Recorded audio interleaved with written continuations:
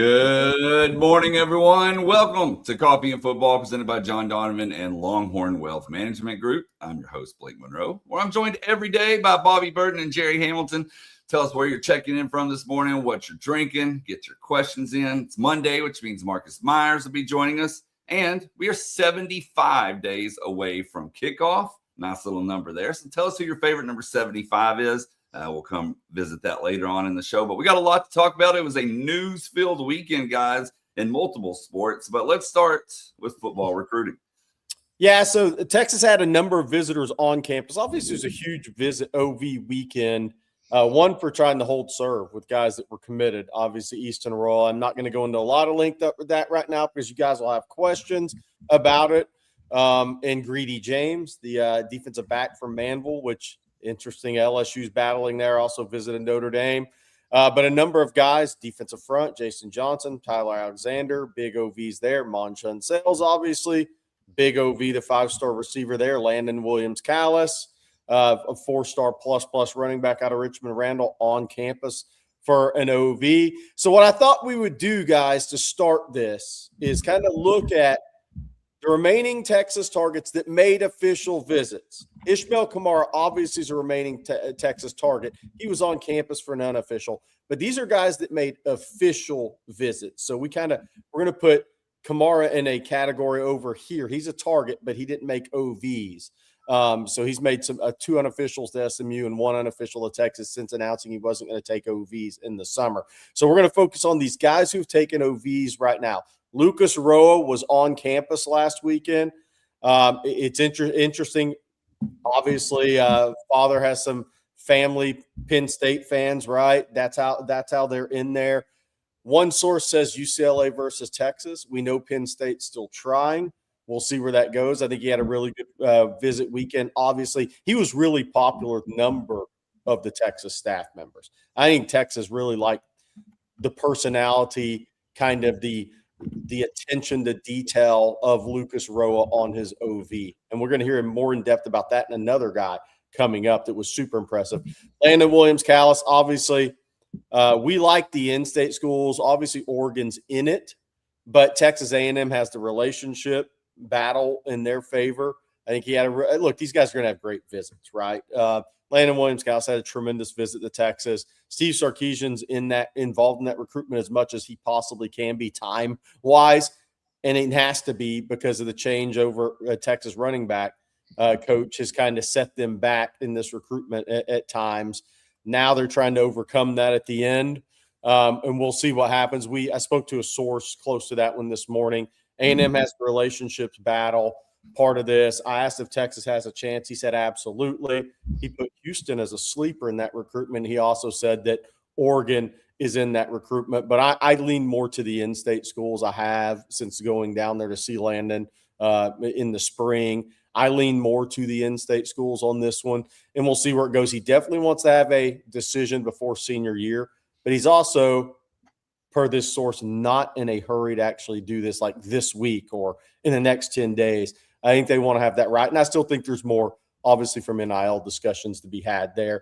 Kyron Brown, the wide receiver from Palo Duro, did not make an OV, canceled Mississippi State this weekend. He will announce tomorrow at 1:30 p.m. at Palo Duro out at Texas Leeds, Northwestern and Kansas State. Monshun Sales, Indianapolis, Lawrence North. The one school I've heard doesn't have a good shot at him is Alabama. Could things change? Oh, they can always change. He had a tremendous visit to Texas. He was extremely, extremely, extremely popular with the Texas coaches this weekend from what I heard. I heard that he had the attention to detail, the look you in the eyes, to listen to every single thing you were saying. He never wandered from that with his eyes, with his attention, and that really impressed the Texas staff this weekend. And people in the program, anybody that was around, I think was very impressed with Monshun Sales. Now, question is, July 10th-ish could be in a type of a decision area for him. Indiana, LSU, Ohio State, Texas. The only one we've heard doesn't have a good shot at this is Alabama. Obviously, a lot to play out in these recruitments, these high leverage recruitments. An Easton Royal, Williams-Callis, and Monshun Sales. There's a lot still left in the tank from an NIL perspective on these recruitments as they get closer to the decision dates. Jason Johnson, the Tascasita, we feel like Texas leads. LSU, Vanderbilt, and Cal. He was on campus this weekend, defensive lineman. Tyler Alexander, we feel like Texas leads. Georgia, Colorado, Notre Dame. He's out of Palm Beach Central. He's currently scheduled to announce around the July 1st or 2nd. We'll see if that changes. Mitchell Turner, defensive lineman, Louisville, Mississippi. We feel like staying closer to home could end up winning out there at the end of the day. Alabama and Ole Miss. Texas in the picture, but I think fading there. Marcus Fakato, look, he canceled Oregon and Notre Dame, and it looked like a decision was imminent for Ohio State. He is not committed yet. We've heard July 1st could be a date, but nothing publicly. Texas is fighting here. They've had multiple conversations with Fakato in his circle. Sarkisian himself, defensive staff members on a different day, Muschamp, Lylan Clark, Kenny Baker. I think Johnny Nansen was involved in that. They talked with him again, I think a FaceTime call on Saturday during the visits. So Texas is making this Fakato recruitment's interesting because I think from what I hear, there's a couple of people in that circle that might prefer Texas over Ohio State.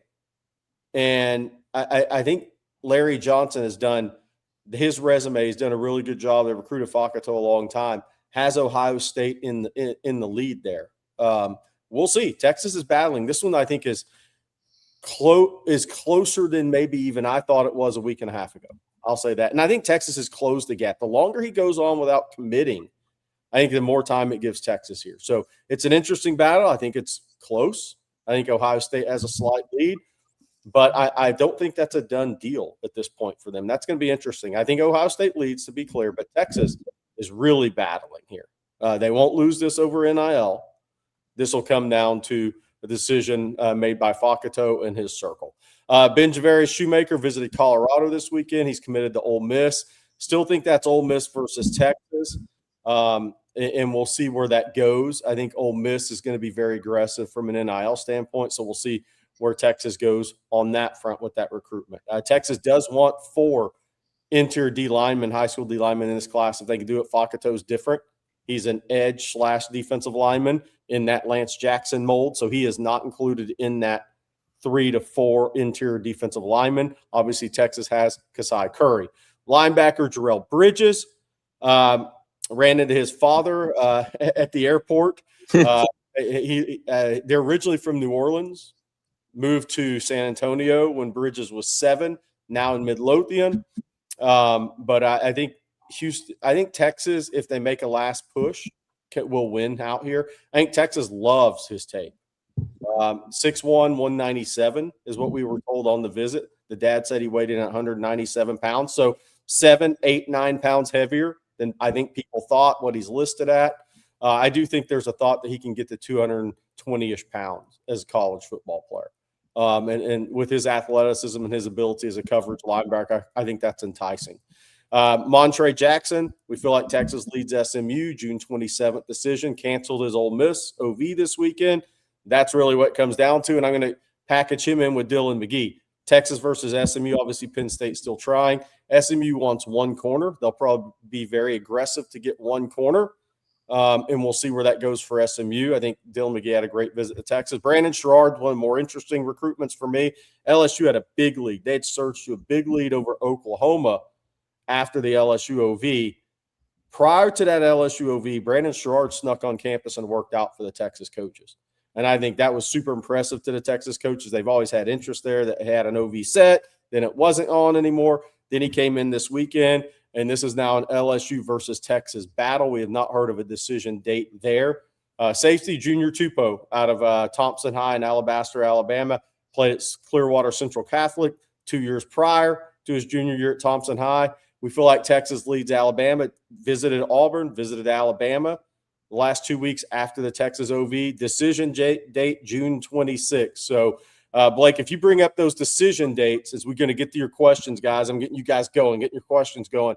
The decision dates, big week of decisions coming up. Kyron Brown tomorrow at 1:30 at Amarillo, Palo Duro. Again, we believe that's Texas over Northwestern and Kansas State. Dylan McGee at DeSoto, the corner, June 24th. I believe that's 7 p.m. And that's Texas versus SMU, Penn State, an outlier still trying. Then June 25th, we go to 2028 quarterback day. Neiman Lawrence from American Heritage, the picture of him in the Bulls jersey there is at Miami Northwestern before he transferred to American Heritage. We feel like Texas is a big leader here. He canceled his Michigan unofficial visit this month. So he's been to Texas. He's been to Texas more than anywhere else, but we await for his decision on the 25th. Then June 26th, Junior Tupou moved his decision from the 25th to the 26th. We believe that's Texas leading Alabama. Then June 27th, Montre Jackson, we believe right now that's Texas leading SMU. So big, and that doesn't mean could be the only 5 announcements this week. Some of these guys can move dates up from July, first week in July, to late in the week, to the weekend. We're going to play it by ear on that because these kids are moving decision dates up all the time. But 5 for sure decisions. So what does that mean? Tuesday, Wednesday, Thursday, Friday, and Saturday, Bobby. A decision every day this week that impacts Texas class in 27 and 28. It means you and I might be a little busy today or this week, Jerry, is what it means. And it's a busy week outside of that recruiting, which we're not going to talk about today, but we're not going to give it away. But CJ and I will be on the road a little bit later this week. Yeah, it's exhaustive how many guys you guys went through there, Jerry, because Texas, it's time where guys are starting to make decisions. Texas at 16 verbal commitments on the recruiting campaign. They could be as high as 21 by the end of this week. And that I'm not talking about just those 5. What I thought was interesting, and Jerry, you neglected to mention because you skillfully and artfully did not mention this. Jerry added 2 highs over the weekend. None of those highs were on that list of guys making decisions this week or announcing decisions this week, just to give you guys some understanding there. So a lot of recruiting going on, guys still on the board. We didn't even mention Ismail Kamara, I don't think, the offensive lineman from Gilmer, who is still visiting. Or he's not visiting anywhere officially, but he's definitely on the board for the University of Texas as well. All right, hey, before we get into some more comments and discussion topics, I want to make sure we say thank you to our sponsor every Monday morning, brought to you by our friend John Donovan, President, Longhorn Wealth Management Group. John's a proud Texas Exes Life member, and his wife and six siblings are all UT grads as well. So it's John's passion for UT that led him to brand his firm, Longhorn Wealth Management Group. John's firm is dedicated to designing risk mitigation strategies to develop and defend wealth for UT alums and employees, as well as their families and for any UT fans across the nation. For more than 30 years, John has helped his clients create their wealth, but even more importantly, protect their wealth from risk, including investment, insurance, and estate planning risks, which can devastate even the most significant accumulated fortunes. John wants to congratulate UT Athletic Director Chris Del Conte and the entire UT Athletic Department and all of their coaches and players for driving UT to winning its 5th Directors' Cup in the last 6 years. Truly amazing. And with major verbal commitments like John Meredith in football and Issa Torres in softball, the domination by UT should continue. To celebrate this incredible accomplishment, John's offering every OTF fan a free private consultation via Zoom, phone, or in person to allow John to show you how working with a CFP can help you maximize your wealth, minimize your taxes, and ensure your legacy, and eliminate the risk to your financial future. To schedule your free private financial consultation, just call the Longhorn Wealth Team, 972-707-4900, or schedule online, www.longhornwealth.net. John and the rest of the Longhorn Wealth Team send you all a huge Longhorn 100 winner. Hook 'em horns. Good stuff. Somebody asked how many highs are out there. There's 4. See, skillfully and artfully, there's currently 4 out there. I think that we'll add to that this week, obviously. Jerry, I got to tell you, you did a tremendous recruiting breakdown there for everybody. That should be required listening if you like recruiting. But I like how you artfully did not mention any of the highs. You didn't go, and there's, you just went on about your business, tried to give everybody the take. Good stuff. Well, before we get to baseball, because there was some baseball recruiting, we got to talk Eastern Roll to get your question. I was saving that one. Yep. So, look, y'all, a lot of people probably saw the video. I put out the video of Easton because I thought that was important yesterday, kind of what he had to say after, instead of just putting it in quotes, what he had to say after his visit yesterday. And that's for LSU fans. That's for Florida fans. That's for Texas fans, because that recruitment he's one of those kind of captivated 3 fan bases' interest. I'm going to say that one thing I've said the whole time with this recruitment, it will not be decided until late November or early December. And I think that is, look, he's a 5-star prospect from New Orleans. Those recruitments are never done early. I mean, they just Arch Manning, who's a 5-star from New Orleans. Yeah, he's the outlier. He's a complete outlier. Yes, he's a complete outlier. No family, there was no pressure put on him to go to LSU. Nobody even tried.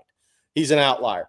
But these 5-star recruitments, for the most part, in South Louisiana, are going to go to distance. I mean, Alabama battled with LSU on Nick Fournette, Leonard Fournette the whole way through, right? And Landon Collins. Yeah. All the way through. These recruitments are real deal, old school SEC football recruitments. So I'll say that. I think the pressure, LSU is turning up the pressure now, and I think it's only going to get greater as you lead into senior season and signing day for Eastern Roll. Bobby's covered these for years. I've covered these for years. It's very easily predictable. And every time a kid goes through it, they're like, oh, it's not that big a deal. Then when that pressure starts getting turned up and turned up and turned up, whether you want to say it or not, you feel it. It is what it is in the state of Louisiana. I think Texas did a great job. I think from a Chris Jackson resume standpoint, and I think there's a great Steve Sarkisian conversations this weekend. I think I think Texas has done everything they can from a football perspective. Everything, all the reasons Eastern Roll committed to Texas initially remain there. And I think Steve Sarkisian and Chris Jackson have absolutely done everything they can do from a football recruitment standpoint here. I mean, I think that's the reality of this recruitment, and Texas still holds the commitment. But my thing with this is there's going to be things talked about here in the next few weeks. This recruitment will not end until late November, early December. So just to hop on to what Jerry's saying here about the state of Louisiana, you think of other states you feel are somewhat provincial, right? Oklahoma is a provincial state in that Oklahoma gets just about everybody, right, that they want. It's even not, the pressure in Oklahoma is not as high as it is in Louisiana. For whatever reason. You talk about tremendous programs like Georgia and Alabama. It's not the same. Yeah. I mean, it's just not. And I agree with Jerry. Everything that tells us this, Eastern Royal can say, hey, I'm committed to Texas. And that's a good thing, right? But it's still going to linger because, number one, the most important fact that everybody has to understand is the kid is an unbelievable player. Yeah. And this isn't LSU under Jerry DiNardo when the fans didn't care if their players left the state because they didn't like the coach. Right. Yeah. No, my national championships later, and Lane Kiffin's walked in the front door a few months ago. Yeah. My point, though, on this is the juice is worth the squeeze on this one. College coaches believe. So they're gonna do everything they can to stay after it. And that's a good sign. If you get him, I mean, that just means more likely that he's going to come through and be what you want him to be. Yeah. And I think that's a tremendous credit to the young man. But there is no state in recruiting as provincial as the state of Louisiana. They put that, to Jerry's point, they exert pressure in untold ways. They just do. Yeah. And by the way, so we got some questions off of that I was kind of waiting for you guys to ask. Worthy talked to Roll. Yep, I reported that yesterday. Talked about it on live stream last night. Xavier Worthy had a FaceTime call with Eastern Roll. That happens a lot, right? On these recruiting visits, that happened. Somebody, I think there was a question Blake started about. What about Jalen Waddle showing up? Yeah, so I think there's a little more to that. I don't think Jalen Waddle flew in to help Texas recruit Eastern Roll. Let's be clear on this. We really like to be real on these situations. So Friday in the Austin airport, Hank and I were sitting there, and there were NFL guys coming through there. Roma Dunze, Deion Dawkins, the Pro Bowler for the Bills. Probably, I bet there were 10 to 15 NFL players that flew into Austin. There was some event, and it wasn't with one agent. Multiple agents. The guys had multiple agents. There was some type of event, and I don't know what it was going on in Austin this weekend that was bringing in the NFL guys, but there were a lot of NFL guys in Austin this weekend for whatever reason it was. I mean, we're talking get names people know that were flying in Friday, and we just saw guys just coming down escalators, getting off of flights, being picked up by car service. So I think, look, Jalen Waddle was in town. I think that was Jeff Banks, Steve Sarkisian, they were part of Jalen Waddle, his recruitment, his success, his growth, right? So why would you not, if the guy's going to be in town, at least get him to come over and say hello? Because the reality is what Steve Sarkisian, I think, is part of their recruitment of Eastern Royals. Look, Jalen Waddle, look what he did in the system. It's a very wide receiver friendly system. The other thing is, he wasn't there, but Devontae Smith left to meet Louisiana to go to Alabama over LSU. So I think there's some things. Look, you try everything you can in these recruitments. No different than what LSU is doing. No different than what Florida's doing for Eastern Royal, right, in this recruitment. But I don't think Jalen Waddle got on a plane or traveled to Austin only specifically to be part of an Eastern Royal recruitment. That's what I would say. We got Marcus Myers with us this morning. Looks like he's at the airport. Just landed moments ago. Good morning, Marcus. You got your I muted myself. What's going on, fellas? How y'all doing? Where are you checking in from? You flying in from somewhere into Austin, or what's going on? No, I'm on my connection before I catch my next flight. I got a flight here in about 10 minutes. I got aboard, but wanted to make sure I got to check in with you fellas first, see how things are going on Monday. What airport is that? I'm trying to picture where that is. I'm Bush. I'm in Houston. Oh. So I'm not. I'm north of you. I'm north of you, Jerry. But I'm already in the airport. I'm by my gate, so I don't have to go through security or anything. I'm good. You're not pulling the old O.J. Simpson running through the airport to hurt. Nah, not today. Not today. Right in front of my gate.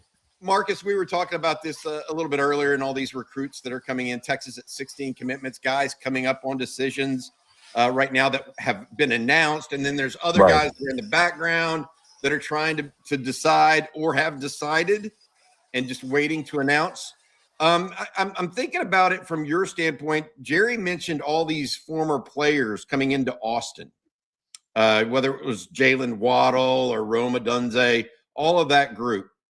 What kind of impact does that have, seeing those former pro players show up in Austin? I mean, they're not showing up in Tuscaloosa or, Norman on the regular, are they? I mean, what kind of impact does that have on recruiting in a positive fashion for the University of Texas? Yeah, I mean, I think it just shows that, Austin is kind of a beacon for guys that are, even post their collegiate years. And so it gives them a sense that, and not only in what it is that they're after right now, right, is to set themselves up to have a potential to go to the NFL one day, but that, they could continue to come back here even if they made this their choice. You heard Eastern Royal say that in the video that Jerry referenced, about it being more of a 50-year decision. And I thought that was, a pretty mature, way to look at it. And then while, Waddle may not have specifically for that, I think he's a great person that can speak to Mark's offense can run, even if it has a number of elite players in it. And so to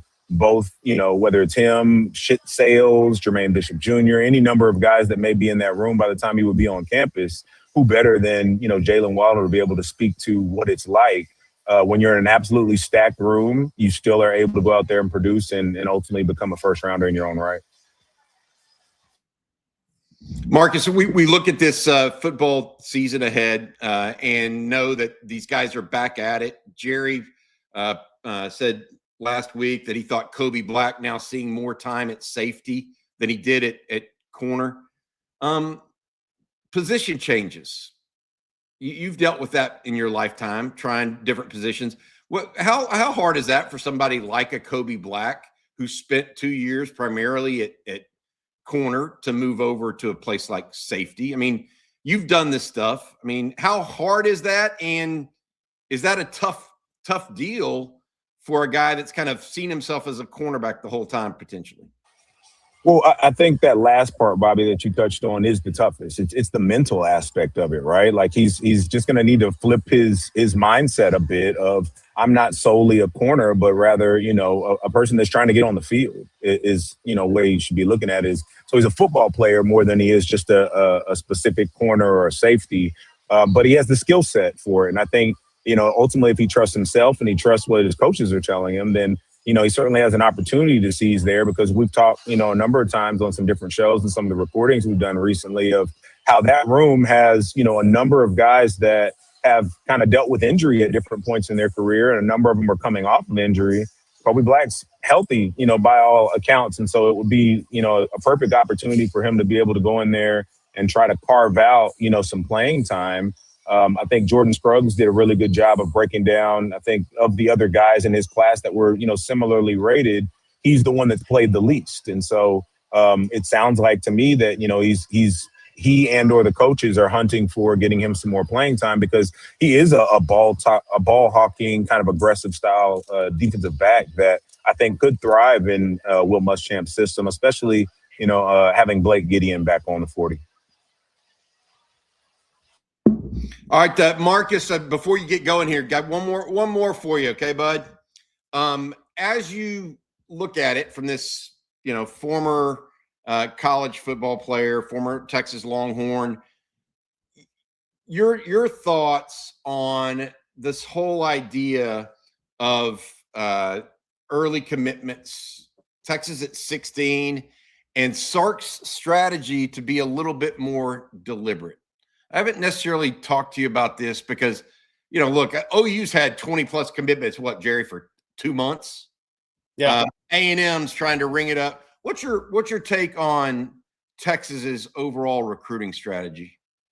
I think I prefer the deliberate approach. I also think it goes to what we talked about around the portal cycle, and it's kind of showing its fruits in that respect, in that there are going to be a number of guys, maybe 8 to 10, sometimes 12 per class. They're going to be kind of billed as their top flight guys, the ones that are going to end up getting the most NIL dollars and the ones that, you kind of reserve a spot for. And everybody else, I think you kind of wait on a bit to see how it fits your needs. I think they've done a great job in trusting evaluations in folks' senior year as well, and that gives opportunity for guys to emerge. But then it keeps you, having a little bit of flexibility as well. And I know at times it can be a bit hand-wringing for fans, but if you look at how some of these dominoes have started to fall, I mean, at this point, you now have John Meredith in the boat.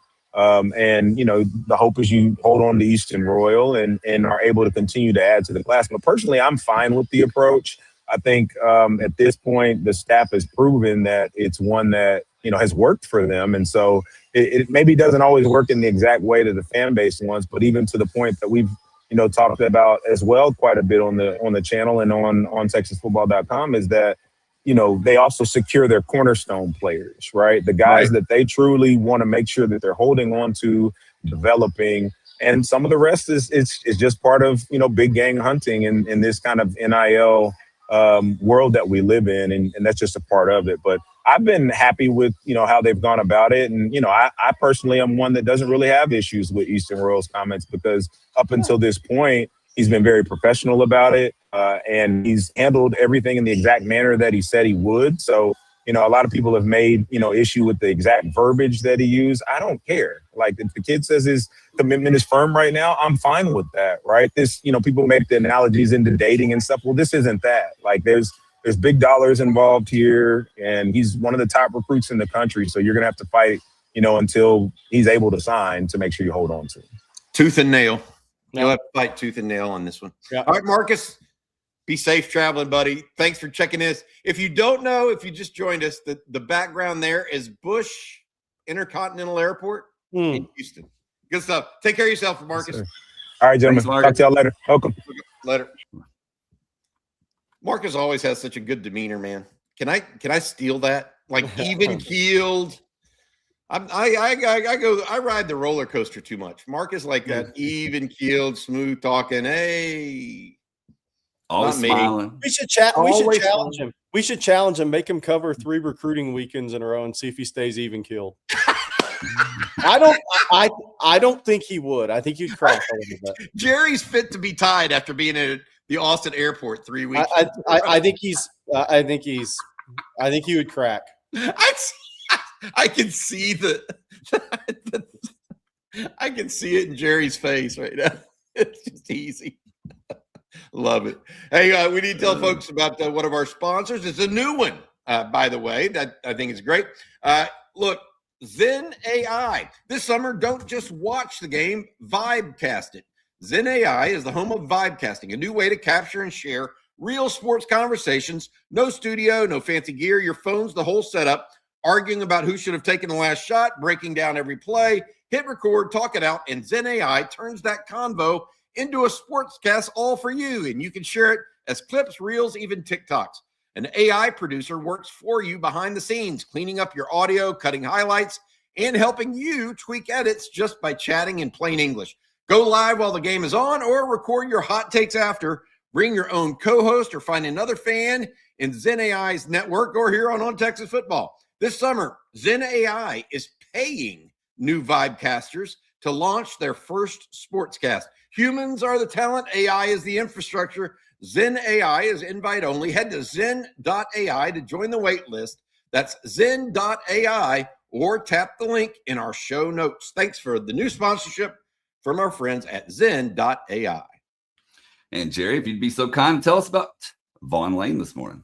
Yes. No new route, no stress if you're in the Woodlands or North Houston and you've ever driven to Austin for work, a meeting at the Capitol, or a weekend on campus. You know the drill. 3+ hours on 290 construction zones, and you show up drained before your day even starts. Vaughn Lane just launched a new route between Austin and the Woodlands that changes all of that. You sit back in a first-class leather seat, connect to Starlink Wi-Fi, and arrive ready to go. And Longhorn football fans, you can book game day trips now through October. So you got to get on that one pretty soon. For Austin folks, the Woodlands route opens up easy access to concerts, great concerts at the Woodlands, family visits, and business in the area, all without battling Houston traffic yourself. It's miserable. And unlike the airlines, Vaughn Lane doesn't charge you for extra seat assignment, your luggage, or Wi-Fi that barely works. You get 22 oversized leather seats, Starlink internet that's actually fast, complimentary snacks, drinks, hot towel service, and meals on select departures. You walk in the hotel terminal, skip the TSA circus, and ride in comfort. That's it. No games. Vaughn Lane serves Austin, Dallas, Houston, San Antonio, Fort Worth, Plano, the Woodlands, Nashville, Memphis, and Atlanta. Head to VaughnLane.com, enter promo code OTF26 for $20 off your first ride. What is Vaughn Lane? It's a private jet on wheels. Another reason to use them, they don't service Lubbock. Give them your business. They don't service Lubbock. Cody Campbell not allowed. By the way, I love the Pat Forty interview Saturday. Did you? Because he said the quiet part out loud that my opinion's been. This is all about saving tech. This is to save Texas Tech sports bill, guys. But we don't need to get into it. But if you haven't watched that, I think give that one a watch. I think 40's on it. Also, we've had some questions on Landon Williams-Callis. So on him real quick before we get to other things, he is one of the true wild card recruitments in recent memory because he took 8 official visits, the most we've ever seen. 7, I think, was the record. So he either got the record or tied the record. So that brings a lot more people into the equation of this recruitment. So somebody up there said SMU feels like they're in it. I think there's a few schools that probably feel like they're in it right now for Landon Williams-Callis. I think that's what happens when you make 8 official visits and stay in contact with people and continue to have discussions with people in the late June. So, I mean, Houston feels like they're in it. Obviously, Texas A&M, Oregon. I mean, so if you include SMU, if you include Houston, you're talking about 5 schools. There aren't many guys that still have 5 schools that feel like they're in it right now in late June. So that makes his recruitment different. It's a fun recruitment because they also keep it close to the vest. So we'll see which way that one goes. Jerry, you and I went down a rabbit hole yesterday afternoon, didn't we? When we were like, say, who does Landon Williams Callis remind us of? Because he's, for the folks that don't know, he's somewhat short. Yeah, probably a shade like 5'7" and 7/8, 5'7.5". Yeah, for a big time blue chip stud. I mean, he's an unbelievable player. Okay, just period. Really, really, really talented. Wherever he goes, he's just talented.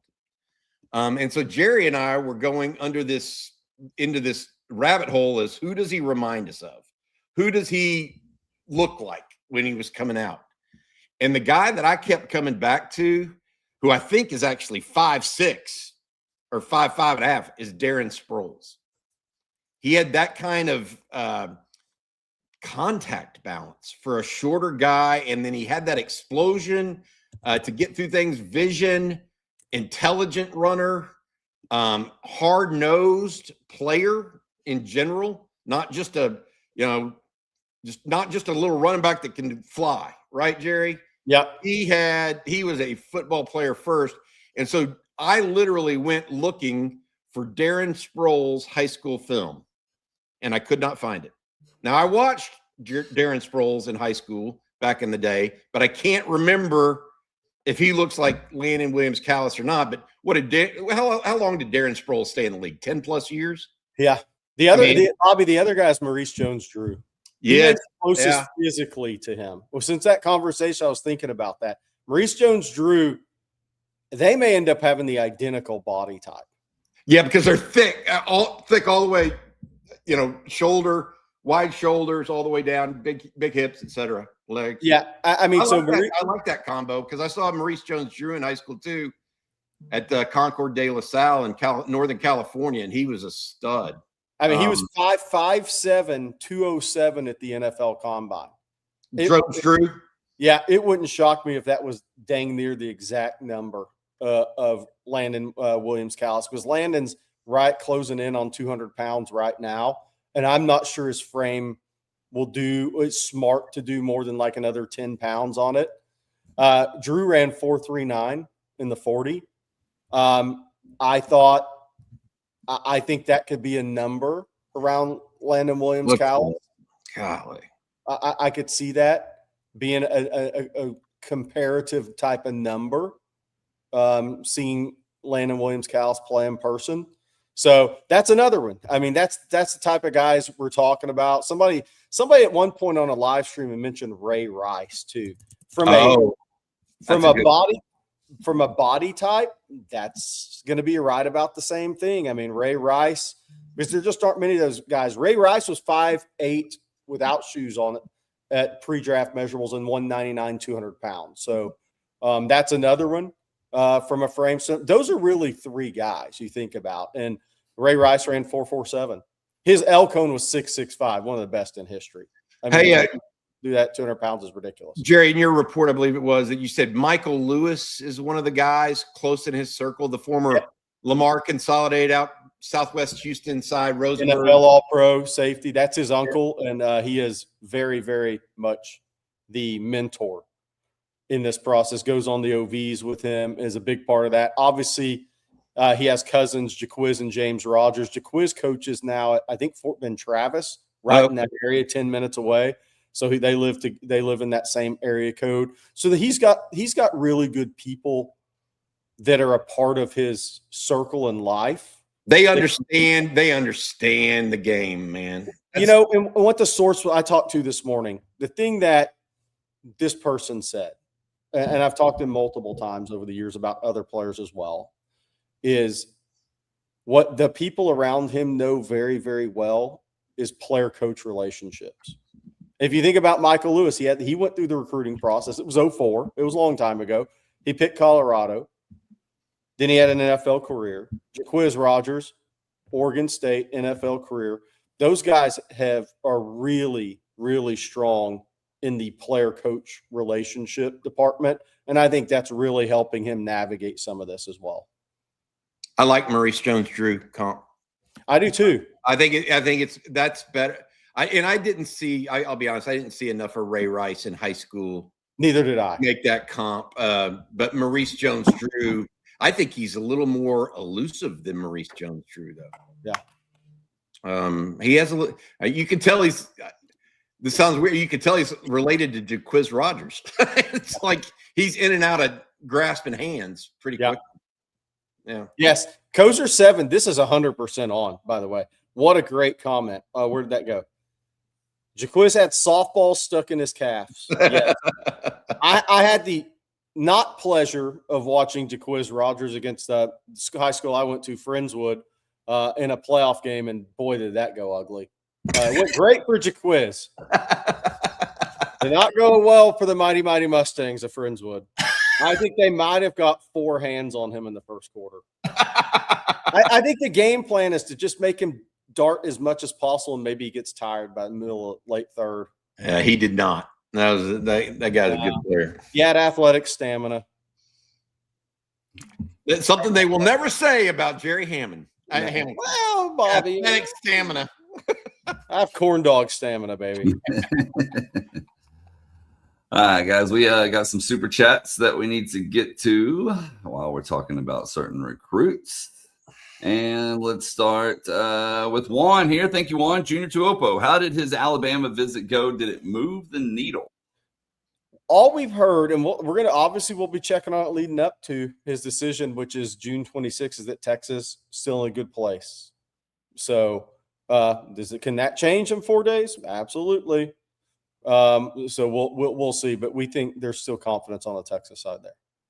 That'd be a big hit. That's the safety. I think he's an underrated player nationally. Justin Yarbrough said didn't go for us well at Texas City either. Yeah, with Jaquiz. People had a hard time tackling that guy in high school. They had a hard time tackling him in college. Yeah. What just high school? All right, and then our next one this morning comes from Drew. Thank you, Drew. Appreciate you as always as well. He says, how real, if at all, is the struggle with Bama and recruiting? By the way, brilliant move bringing Waddle to the 40 this weekend.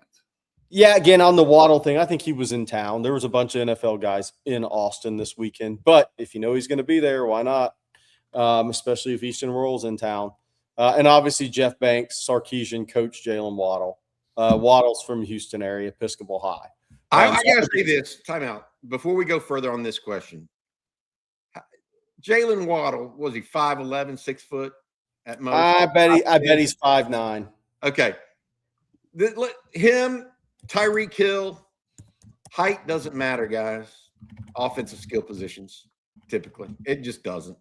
That dude is a baller and a half.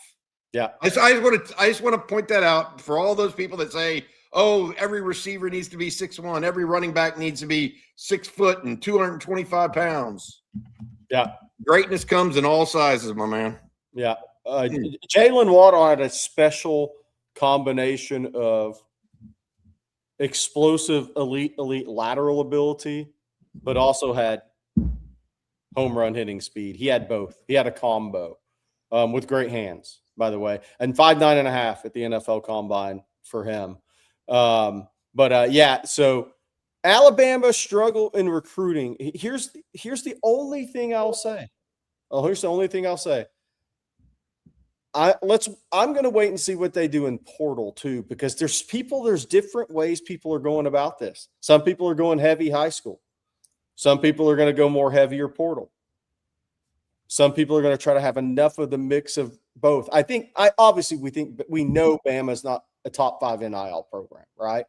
But that doesn't mean you can't be successful. But let's see what they do in the portal as well. Before we start saying, oh, they're struggling. I would say that. Look, Alabama's never going to be what Nick Saban was. Good They're luck. never going to have rosters like that. I don't think anybody's going to have rosters like that, by the way. But are they? I always wait to see what happens in the portal too. There's different ways to have success now. It's not just one. All right, our next question is a super chat from Mario.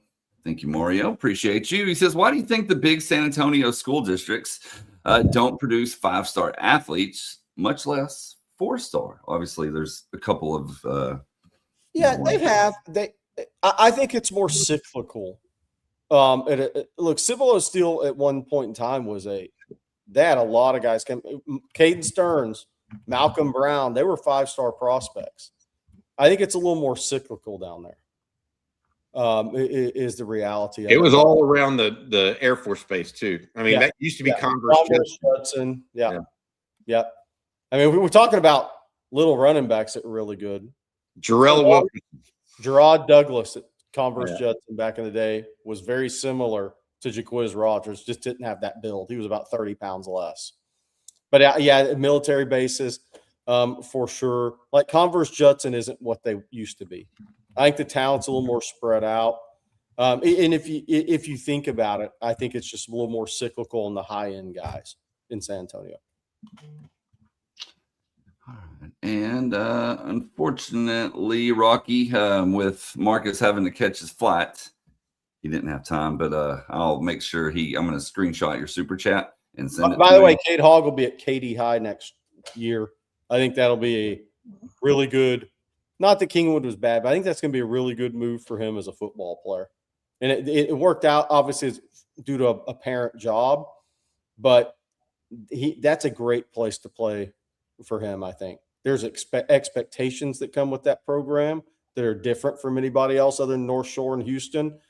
There's a pressure that comes to playing for the Katy Tigers. I think that's a good thing, and it's as good a defensive coach as there is in high school football. I was going to say, especially on defense. Yeah. Especially on defense. Yeah. Rocky, I'm going to screenshot your super chat and send it to him. His next live stream that he's on, whether that's in the evenings or next Monday, I'll get him to answer it for you. So I just sent it to him right now. Got you taken care of. All right. Let's see. Before we move on, fellas, I need to tell everyone about one of our sponsors this morning. That, of course, being our friends over at Prize Picks, because we're in the dog days of summer. It's not only heating up outside, but in the sports world as well. Baseball, full swing. WNBA's rolling. Obviously, millions of people are watching the World Cup. There's a lot going on, and Prize Picks adds more fun to it. Now every possession matters. Every at-bat matters. You're locked in from start to finish. You're not just watching anymore. You got a little juice in it. And the best part is, it's easy. You just pick more or less on player stats. You build your lineup, you submit it, and then you're good to go. Takes maybe a minute tops. And you can go across any sport as well. Basketball, baseball, golf, soccer, even esports, whatever's on, whatever season it is, it fits. And what fits today is the World Cup action. Today we're taking Mbappe to have more than half a goal. He was on fire his last game, scoring 2, so we're going to ride his momentum. And then we're also taking Lionel Messi to have more than 2.5 shots, as he averages 3.5 over the course of his World Cup career. We're trusting our gut, and that's exactly what you do on Prize Picks. You make your picks, you lock it in, and now every single moment actually means something. Don't forget, Prize Picks is available in all 50 states, including right here in the great state of Texas. So if you haven't jumped in yet, now is the time. Download the app. Use code HMA. Play $5 in lineups, and then they're going to give you $50 in lineups instantly. Again, that's code HMA when you sign up for Prize Picks. 5 get you 50. It's as simple as that. And as always, play smart, play responsibly, play Prize Picks. Hey, can I take y'all back to something that we were just talking about, Maurice Jones-Drew, real quick? For those, for the young guys in this, you may not remember Maurice Jones-Drew, but it wasn't that long ago he was starring in the NFL. Same with Reggie Bush, right? It was one of the more interesting recruiting stories and subplots I remember actually turning into fruition. Back in the day, Reggie Bush was considered a top 5 recruit nationally, if not the number 1 recruit in the country in his year. Well, USC was all over him. Notre Dame tried to get him, but USC won out, and they were the recruiting power at that time. Sark was there. Lane Kiffin was there. Pete Carroll was the head guy. They were killing it in recruiting, and they picked Reggie Bush because when you watched Reggie Bush in high school, I mean, talk about people that never touched anyone. I mean, he literally was phenomenal in high school. He was worth the price of admission. He's one of those type of guys. Vince Young was worth the price of admission in high school. So Reggie Bush was like that. In that same recruiting class, Maurice Jones-Drew was in Northern California.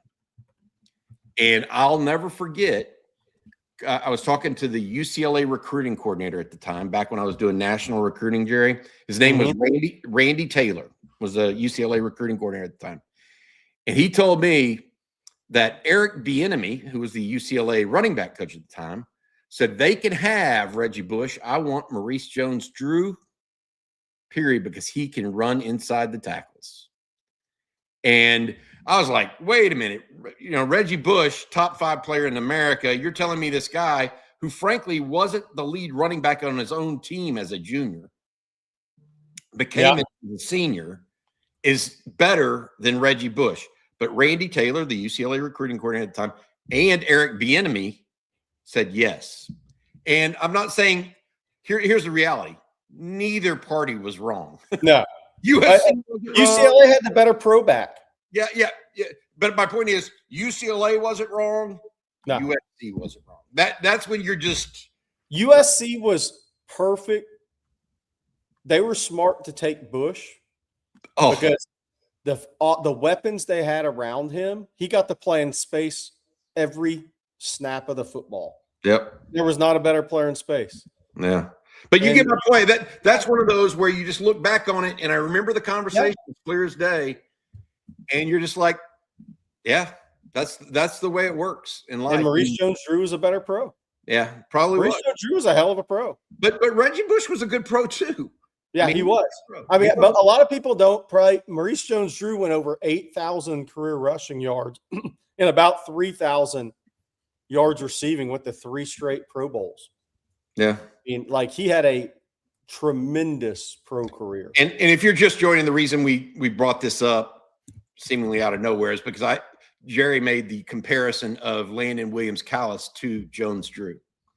So, and Landon Williams-Callis obviously was on campus at Texas this past weekend. Yep. And as Coach Steve Sarcasm says, Reggie Bush was a perfect pairing with Lindell White. Yeah. Perfect pairing. Yep. That fit. The pieces fit on that one for sure. Dusty May to the Mavs. Hey, wait, is that a rumor? What? Dusty May just went to the Mavs, the Michigan head coach. Holy crap. That's legitimate? Yeah, ESPN just reported it. I mean, Dusty May, Michigan was going to have a chance that repeat in college basketball. Texas is going to be one of those teams with a chance, guys, I think. Not for a title, but to get to a Final Four. They're going to have a chance. We're hearing really good things. But Dusty May, that's a bam. That's a wow. Those kids, I mean, that'll be interesting to see what they do, how quick they move on a coach, because those players have 15 days, right, Bobby? If they want to leave Michigan. Hey, by the way, college basketball fans in the chat, does that also maybe tell you that Dusty May didn't think he was going to be as good this year in Michigan? Maybe they were getting a little too much hype because they'd lost Yaxel. They lost Mara. They lost Morez Johnson to the NBA. And maybe that's his way of telling you they weren't going to be quite as good at the same time. That's big news in the college basketball world, which means it probably won't be the last of the week. Well, the question I have is, you mentioned those players now have the freedom to move. Do they have the freedom to move if they're under contract? Maybe they have the freedom to move if they have a buyout clause. Well, the one thing about Michigan is they'll get a really good coach, and that guy's going to come into a talented roster. So I doubt, to your point, Bobby, I doubt anybody ends up leaving. And the other problem with that, unless you're Will Wade, don't know what your roster is going to look like. Everybody's pretty much used up their NIL budget on their roster. So there's not a lot of places those high leverage NIL players at Michigan could really go right now. But who will they hire? That's a big job in college basketball. That'll be interesting. Like, you are killing the keyboard right now, man. Sorry, I'm trying to answer people's questions. My bad. I got a new quiet keyboard. I just need to hook it up. All right. At the beginning of the show, I told y'all we are 75 days away from kickoff. And we got a pair of 75s here that we can bring up. Octavius Bishop, former Texas offensive lineman, 3-year starter at left tackle. And then Trey Hopkins, who made 42 career starts, guys, but 5 is all OL in our countdown today. By the way, Octavius Bishop, I see him pop up on Instagram from time to time. He must weigh 230 now. He's 100 pounds less. That guy is, I'm sure Alfio Vizzi's in this chat, probably knows him. But Octavius Bishop, man, congrats to you, dude. You look great physically these days, man. Offensive line guys tend to lose a lot of weight, but a 3-year starter at left tackle, third team all Big 12, obviously helped pave the way for Ricky. Trey Hopkins out of North Shore I think Bobby played longer in the NFL than maybe people thought he would. I mean, he stayed in the league for a while. He was undrafted free agent. Yes, 42 career starts at Texas. That's a big number. That's when Mac really had it going at North Shore on the tail end of that. I mean, you think about the North Shore guys Texas got under Mac. That was a pretty good run there at North Shore for Mac Brown and the University of Texas. But Trey Hopkins, longer NFL career than people thought. Dr. Bishop. Yes, Dr. Octavius Bishop. Yeah, I was going to say he's a PhD. Octavius Bishop has also worked for the University of Texas football staff for a couple of years in player development, off-field player development. I don't remember Octavius being a 3-year starter though at left tackle. I don't know that I don't know that he was a full-time starter. Maybe somebody needs to refresh my memory on that. Trey Hopkins, the thing that I remember there about his recruitment, Jerry, that was the year that Luke Jokel, Cedric Ogbuehi, Jake Matthews all came out and signed with A&M. Yeah. And Trey Hopkins was the only highly rated player Texas signed on the offensive line that year, I think. And by the way, Mike Sherman, there are certain guys you just say, okay, you were really good at certain things in your life. Mike Sherman, then the head coach at A&M, was maybe the best offensive line evaluator I've seen. Yeah.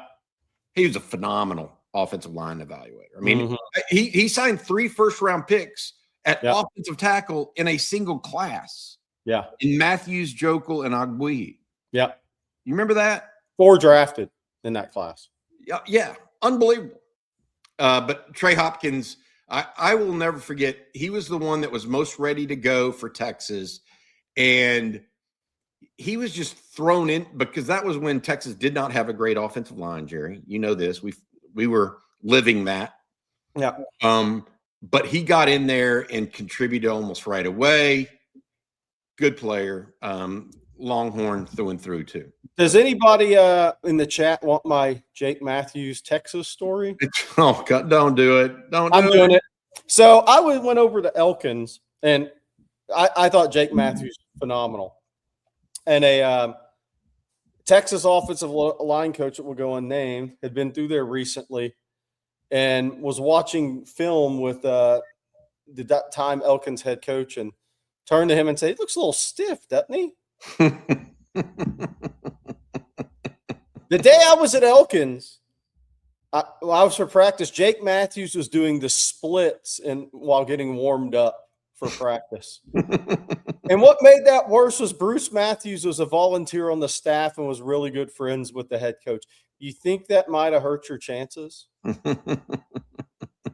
Jake Matthews is about as flexible as any offensive lineman I've seen. Yeah. Wildly horrible evaluation, which set back their recruitment when they actually got him on campus later on. But it was just that was a hill pretty steep to climb after you make that comment about a guy who's doing the splits at 300 pounds. Well, that's one of the reasons why they were Texas didn't just have problems at quarterback in those years at times. Mm-hmm. By the way, our current number 75 is Jaden Chapman. Oh yeah, good athlete, really good feet, battled injuries. Yep, he's gonna battle for the left guard spot. He just is. People don't necessarily realize that. He's not gonna give it up. Yeah. All right, let's get into some more questions. Let's take this one from RW. Do we have any update on Ty Anthony Smith? Is he a guaranteed starter, or is someone battling with him? I think he's battling Justin Cryer but I would suspect that he starts. I will say this: there are no guarantees on defense. Probably there are a few guys that Colin Simmons is going to start. Yeah. Okay.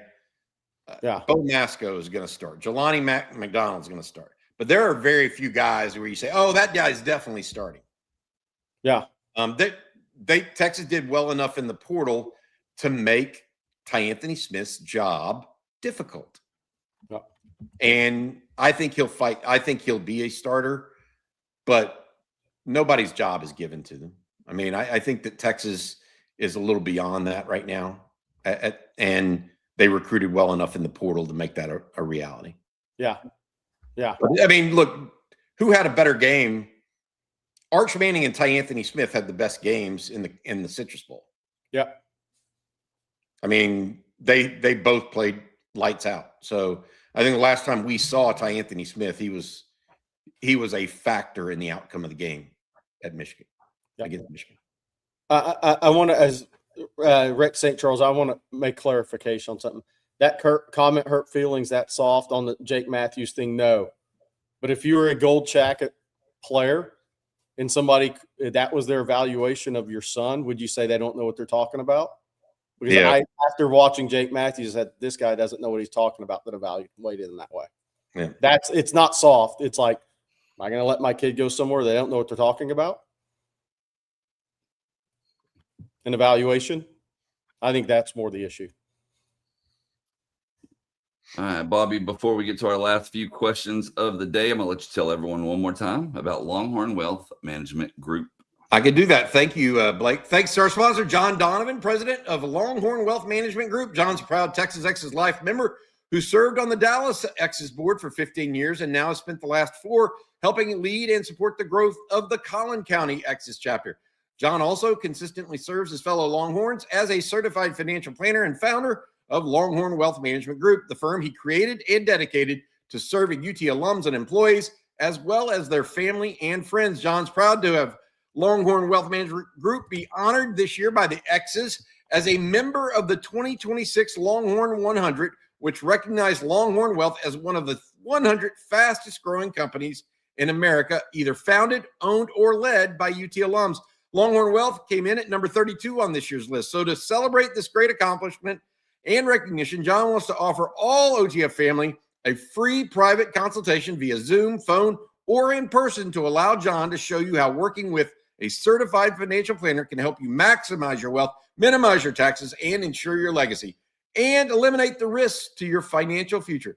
Take the time now to schedule your own free private consultation by either calling Longhorn Wealth Team 972-707-490 or scheduling online at www.longhornwealth.net. John and the Longhorn Wealth Team send a huge Longhorn 100 winner. Hook them to all the OTF family.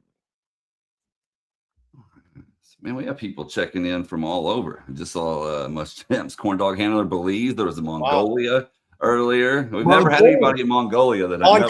Last night, which I didn't know it was 8:40 in the morning, so he had coffee and football for night live streams. Just coffee and football. 8:40 in Mongolia. So I guess it was 7:40 our time. Is Mongolia still the largest landlocked country in the world, or is it one of the African countries? I'm not sure. I know geography nerd showing up there for Bobby, but yeah.